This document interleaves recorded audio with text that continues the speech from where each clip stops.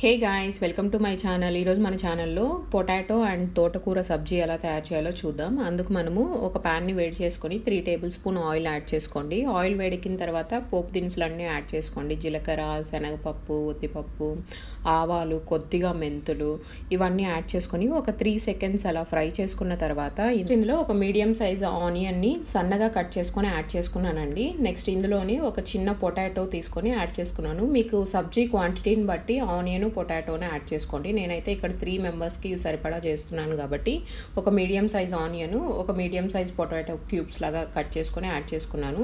Next ఇందులోనే సన్నగా తరుక్కున్నటువంటి తెల్లగడ్డ, అలానే గ్రీన్ చిల్లీ ఒక 3 యాడ్ చేసుకున్నాను. మీ స్పైస్ లెవెల్ని బట్టి యాడ్ చేసుకోండి.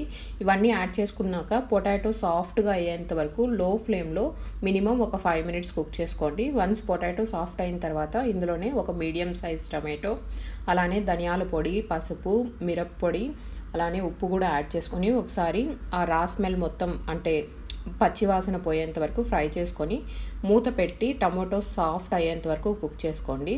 వన్స్ అంతా కుక్ అయిన తర్వాత మీకు నచ్చిన ఆకుకూరని బాగా వాష్ చేసుకొని సన్నగా చాప్ చేసుకొని యాడ్ చేసుకోండి. ఐదర్ పాలక్, మెంతి కూర, తోటకూర, ఇలా నేనైతే ఇక్కడ తోటకూర యాడ్ చేసుకున్నాను. వన్స్ అంతా మిక్స్ చేసి మీడియం ఫ్లేమ్లో మినిమం 7 to 10 మినిట్స్ మధ్య మధ్యలో కలుపుతూ కుక్ చేసుకోండి. అంటే ఆ పచ్చి వాసన పోయేంత వరకు మనం కుక్ చేసుకోవాలి.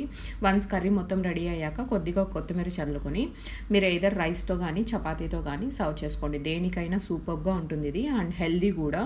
మీరు కూడా ట్రై చేయండి. మీరు ట్రై చేసి మీకు ఎలా కుదిరిందో నాకు కమెంట్స్ ద్వారా తెలియజేయండి. Thanks for watching.